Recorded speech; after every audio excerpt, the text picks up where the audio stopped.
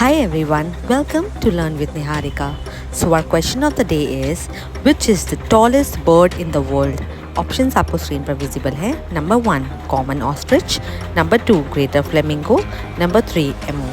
आपके हिसाब से which is the correct answer? चलिए उसका आंसर कमेंट सेक्शन में लिखिए एंड जो भी आंसर सही लिखिएगा उसका नाम मैं नेक्स्ट वीडियो में ज़रूर लूँगी.